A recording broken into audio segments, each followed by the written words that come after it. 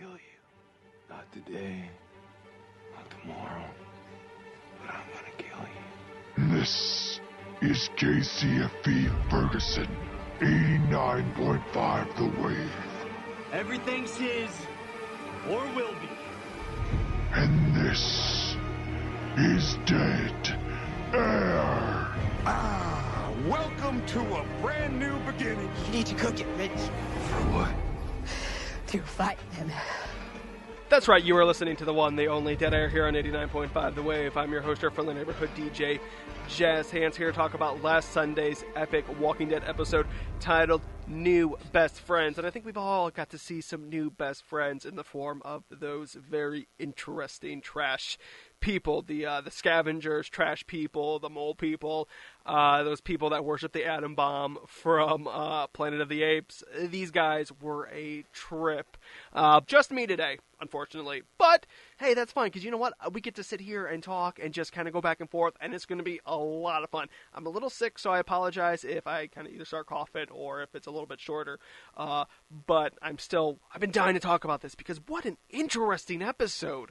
What an interesting episode. Now, spoilers are abound, clearly, so if you haven't seen the episode yet, you should have. My just kind of overall thoughts of the episode as a whole, and then we're going to kind of dive into, like, the nitty-gritty, so let's dive right in. My overall thoughts of the show, I don't think it was as entertaining as last week's episode. I thought the mid-season premiere was a lot better, a lot more happened, a lot more stuff was done, and it was paced right to where, even though some stuff was slow, we got a couple interesting actions, but I still don't think that this episode was as entertaining for me as the mid-season premiere. The mid-season premiere was awesome, but then again, it could just be King Ezekiel. But, I mean, King Ezekiel even showed up in this episode, but it's nice that they actually did keep Daryl. It wasn't one of those one-shots, because I said last week, and I'm going to say it again, like, it seems like Daryl's back.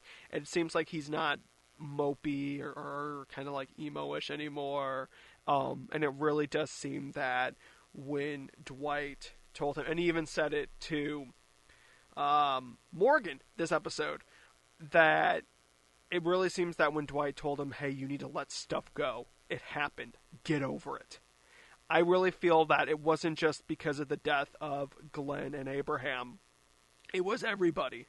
It was every single person that he held on to, and that every single person, ever since the first person that he cared about died, which was Sophia, all the way to now, was still on him, was still, he couldn't go a day without thinking about it, and now I think he's fully kind of processed that, and he's like, okay, they're gone. But I need to deal with the living. I need to deal with my friends that are still alive now. I need to deal with the saviors. I need to deal with these groups, and got to get King Ezekiel to battle.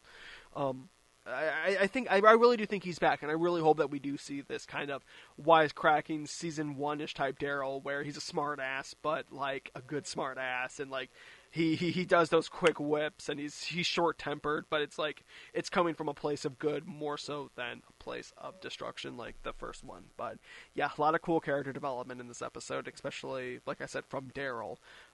It was really nice to see that reunion with him and Carol coming back. I loved to see that. I absolutely loved to see the reunion, and that was another whole step for him. I believe for Daryl to kind of get over his whole anxiety and get over the real moving on was he didn't just see Carol and was like, oh, hey, yeah, what's up? It was, he hugged her, and he kind of got teary-eyed. He's like, why'd you leave? And so that was him it was him actually confronting and dealing with these emotions, because let's face it, I don't know if there's ever going to be a love story between these two characters. I don't think so. And at this point, I kind of hope not. I know that there's a lot of people out there that would say, oh, I want that, Daryl and Carol relationship. I ship it. But for me, I actually do like them as friends. I think they're really good, and I think that they're the people that understand each other the most. They get where they're coming from, and I think that's also why Daryl, totally lied, which is going to come back and totally bite him in the butt. That it's gonna. I got a theory about that. I'm going to talk about that here in a second. But yeah, I really do feel that with Daryl confronting both Morgan and Carol saying, to Morgan, hey, move on. This happened. You need to move on.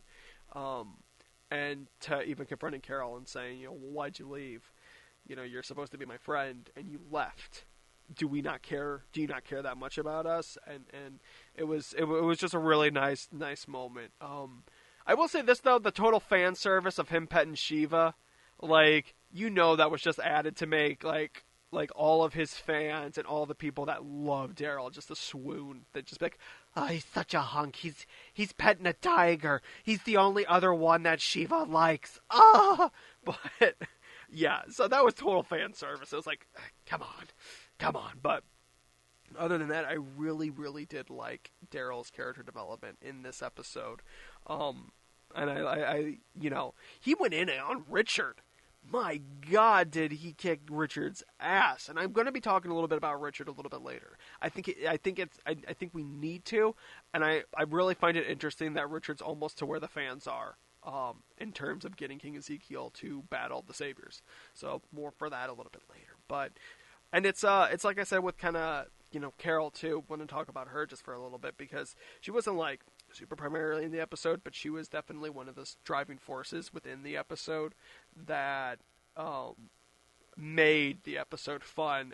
And my whole theory that I'm worried about is, and I said it earlier, I think that it gets to the point where she might die not knowing, and she might die. I don't want to say ignorant, but I'm wondering if that was kind of one of those nails in the coffin to where it's like, well, she's going to die not knowing what really happened.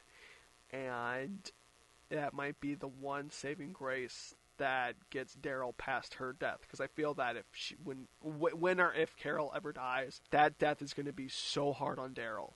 And I really think the one thing that could possibly push him forward is that, well, at least she died semi-happy. And so that could be the only thing. But I don't want Carol to die. It's been such a fun and interesting character arc going from this meek wife who was abused to this awesome badass killing machine to, well, now I don't want to hurt anybody, but I'm significant and I can take care of myself. She's such a strong and awesome character. And I absolutely love her. Don't get me wrong. So I really, really do appreciate that. But now we got to talk a little bit about Richard. I mentioned it earlier, and I'm going to be talking about it now. But Richard kind of did something that I think all of us as fans, definitely kind of been saying this is the one thing that's going to get King Ezekiel to fight, and that's the loss of somebody important to him. And I think it's a little bit gun-ho of Richard. I think he needs to kind of cool his jets just a little bit. The way that Richard's going about trying to get King Ezekiel to fight, even though his motives are good. And it's clear, it's clear he lost a daughter. We saw that with when Daryl and him visited the RV weapons cache. He had a backpack that said, I believe, Katie on it. And so, there's that backstory there. There's the story of him not wanting to lose anything else. And we can kind of understand the motives where he's going for. But like I said, I think he's too gung-ho. And if he keeps pushing and prodding at the Saviors and they attack him and kill him, all they'd have to say to King Ezekiel, he attacked us first. I'm not saying that King Ezekiel would be like, oh, okay, go for it. But there would be this, while Richard did it himself. So when you keep poking and prodding at the Saviors, eventually they're going to hit back, and they're going to hit back hard. And especially saying that, hey, we're going to lure the Saviors back to Carol. Maybe she'll take care of herself, but she's pretty much dead. She's on her own. She's dead. It's a very cold way of thinking, and I don't think that's going to be, especially if King Ezekiel finds out what he was planning, I don't think that's going to be the thing that puts King Ezekiel into the fight. If anything, he's going to be like, well, Richard, you need to chill, or you're out of here. So there was that. Richard, I'm excited to see kind of where he goes in the near future. But yeah, I would love to see more of him. And honestly, I would love to see a lot more of King Ezekiel's men, because we got Richard, who, he's a beast unto himself. We got Jerry, who is by far one of my favorite characters, and I think a lot of fan favorites. I mean, Jerry, how can you not love Jerry? He is so fun and so awesome, and just Like, such a cool character. Like, to see this kind of big fluffy guy in this apocalypse that's, nice. Like, I would love to imagine that would be like me in the zombie apocalypse. Although I think, honestly, deep down inside, I'm Tara. I'm Tara 100% of the way in the zombie apocalypse. I love Tara so much. We love you. Yeah, you got so much interesting characters within the kingdom. Like the one woman whose name I forgot. I'm horrible with names. They have to be in like more than like 2 to 3 episodes, or they have to stand out like boom or right off the bat. But like the one woman who was talking about her how her sister had that same dress, and the one guy who I absolutely loved when he was like to Carol, he was like, "Oh yeah, you hide pretty good traps, lady, or ma'am," and the one's like, "Don't call her ma'am," and he's like, "Miss." Lady. She was like, shut up. Like, I don't know. That little interaction between them really makes me want to see these characters more, and how, I'm not saying that, like, they're all goofy and everything like that. Like, it's clear that they have their very serious moments. I mean, you saw with the Savers, they were ready to throw down. But I really like this idea of this group that even though the world's gone to hell, they're still chipper a lot of the times. They're still pushing, and so I really hope that we don't get this. When the war hits, they're gonna be just like Rick's group and having to get into a fight and survive and blah blah blah blah blah blah blah blah and drama. Like, I like these lighthearted moments, and that's the one thing that I love when Walking Dead does is.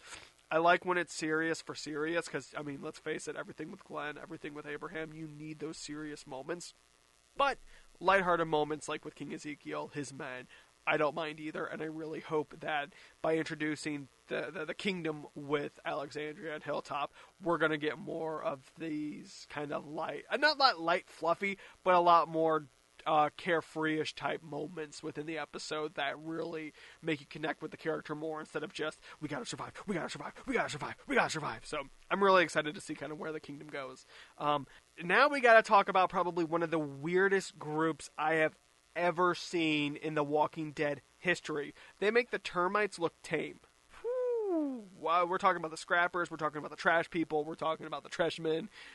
They are some of the weirdest group. Like, when I first saw them, it was like, okay, this is clear. And we got the answer to why Rick smiled when he saw this group.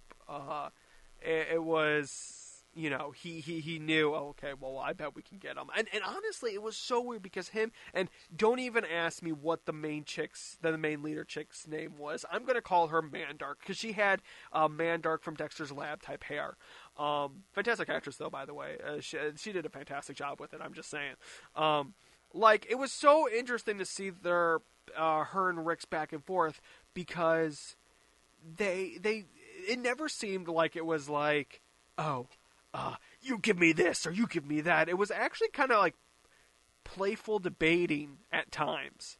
Like, she was amused by what he was saying and vice versa. It always seemed like she was analyzing and playing and like actually genuinely enjoyed this group and was entertained by their notion, and like, okay, you know what, we'll fight your fight. You guys are fun. We haven't seen this in a while. There's change coming. We need to change. We need to get out of our trash heap. Because the group was interesting, don't get me wrong, but I don't know if it was the makeup team or they just decided, hey, let's get some of the most interesting, I should say, looking people. Because a lot of these characters were very interesting. Honestly, this is going to sound bad, but they reminded me of like a mixture of like the weird kids at school that you would see sometimes that would like the weird ones, and half the people at this radio station. But yeah, these were definitely interesting, and they had their own like made up language. Like when Mandark said, oh, take Rick to the up.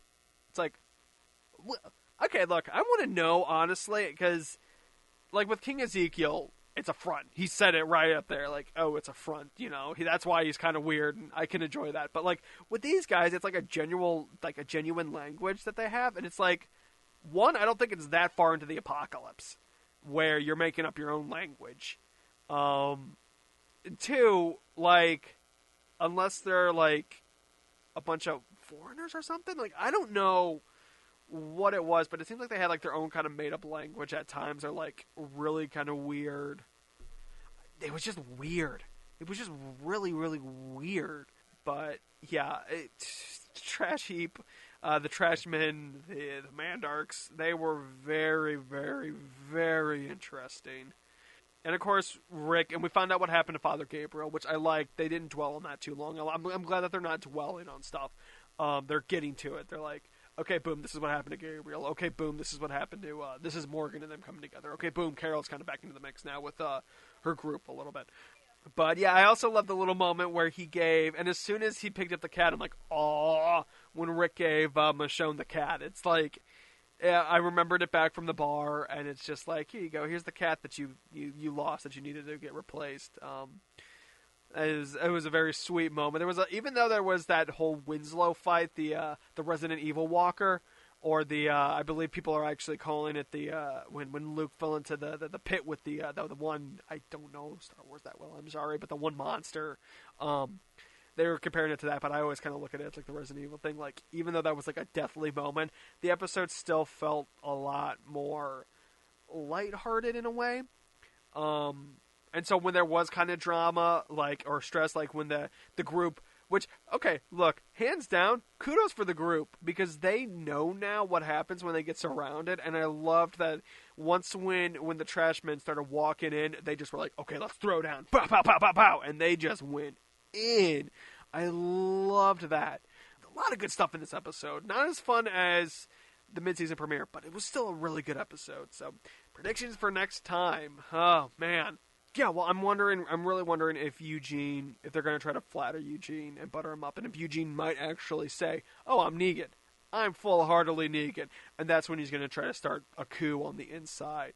I still think Dwight is starting the coup on the inside, and because of the way it looked like it might not have been him that gave Daryl the key. It might have been his wife, to help him escape. But I still think Dwight's going to become a good guy, and I think Dwight and Daryl are going to eventually run into each other, and there could be a possibility that Dwight lets him go this time. So we'll see what happens. I'm really excited to see as the series go forward, or as the season goes forward, to like really find out what happened. And like I said, I think Tara is going to find Oceanside, or go to Oceanside, and they're going to become major players in this thing. And Negan's in trouble. Negan's going to be in trouble. So I'm really excited to see what happens. But either way, thanks everybody so much for tuning in. It's been a blast, and we'll see you next week. Bye, everybody.